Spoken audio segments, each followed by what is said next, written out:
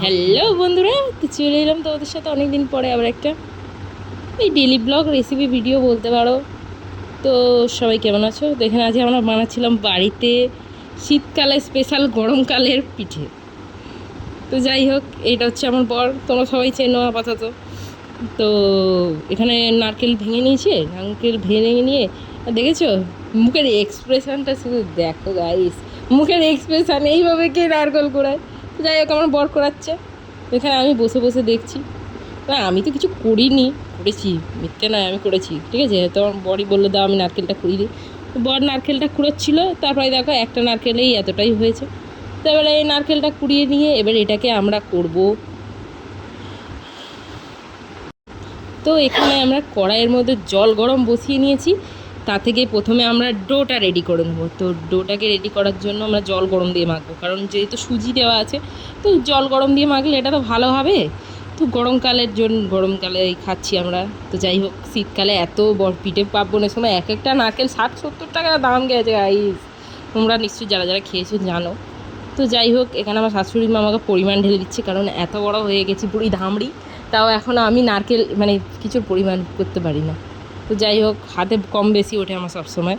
তো এখানে ময়দা, সুজি, নুন সব কিছু দিয়ে দিল পরিমাণ মতো। এবার আমি এখানে এইটাই আমি করেছিলাম ভালোভাবে, এটাই আমি করতে পারি, মানে ওই যেটাই মাখামাখি ডো রেডি করা। তো আমি এখানে ডোটা রেডি করে নিচ্ছি। তো এখানে একেবারে হুড়ুর করে যদি তোমরা এক মুখ জল ঢেলে দাও, তাহলে দেখবে পুরো পাতলা ফিনে ফিনে হয়ে যাবে। তো তোমরা আমার মতন বুদ্ধিমানের কাজ করবে, আমি তো বুদ্ধিমান নই। তো যাই হোক, তোমরা তো বুদ্ধিমান, তো তোমরা বুদ্ধিমানের কাজ করবে। এখানে অল্প অল্প জল দিয়ে মাখবে। তো অনেকটা একসাথে বেশি করে দিলে একদম দেখবে ছ্যাঁচ্ছাড়ানি পাতলা হয়ে যাবে।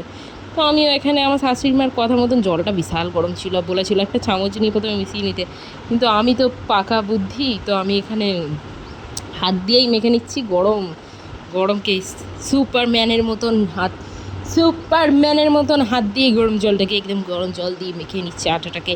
তো ভালো করে মেখে নিতে হবে, তোমরা কিন্তু ভালো করে মাখবে। না, তো আমিও ভালো করেই মেখেছিলাম। তো যাই হোক, এটা সবসময় আমার বদনাম করে গাইস। তো এখানে মেখে নিচ্ছিলাম ভালো করে। এবার আস্তে আস্তে অল্প অল্প জল দিয়ে অল্প অল্প করে আস্তে আস্তে মেখে নিতে হবে।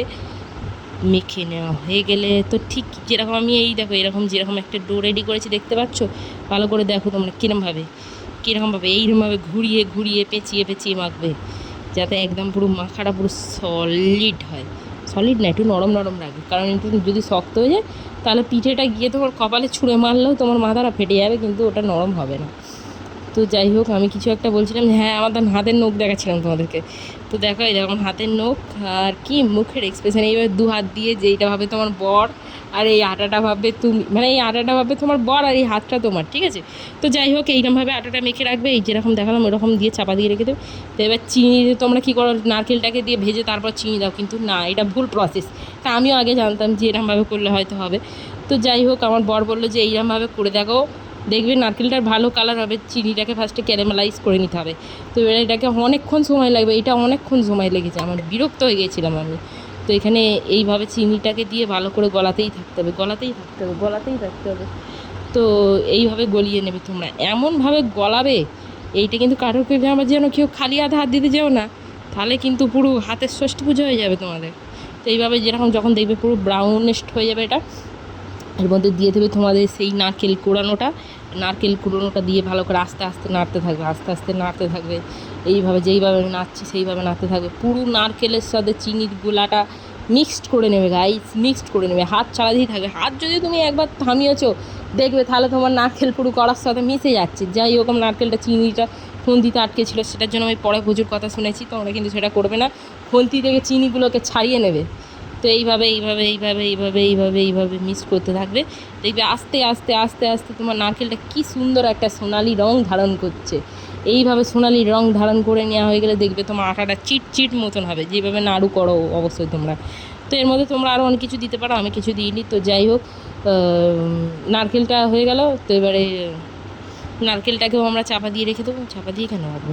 তো যাই হোক, এইভাবেই নাড়তে থাকবে। এই নাড়ানাড়িটা হচ্ছে মেন জিনিস, নাড়ানাড়িটা করতে থাকবে যেইভাবে, এই দেখো পুরো এইরকম কালার হবে।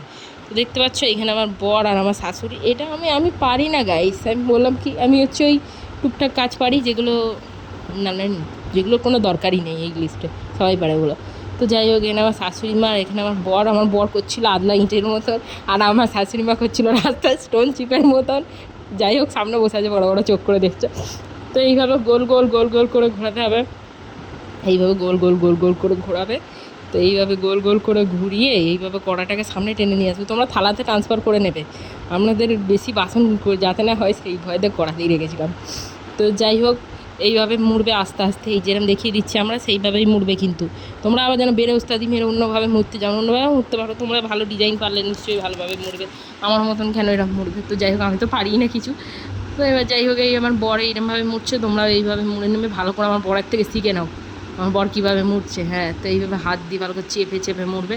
তো চেপে চেপে মোড়ার পরে এই দেখো আমার শাশুড়ি দেখিয়ে দিল কীভাবে ভাঁজটাকে পুরো অরিজিনালভাবে মুড়বে। এইভাবে মুড়ে নিয়ে ভালোভাবে চেপে এইভাবে একটা একটা করে সব থালাতে সাজিয়ে নেবে। তো এইভাবে এই যে দেখতে পাচ্ছ একটা দুটো এইভাবে হচ্ছে, এইভাবেই কিন্তু করতে থাকতে হবে। এটা আমার শাশুড়ি করেছে আর ওইটা আমার বর করেছে, দুজনে দেখছো। এক্ষুনি 1 মিনিট হয়ে গেল এক থালা। তো এক থালা রেডি। তো এবারে তোমরা কি করবে বলো তো, এই থালা ভর্তি হয়ে গেলে কী আর করবে, আমার মতন ধরে নাটক করবে না, নিশ্চয়ই তোমরা ভালোই করবে।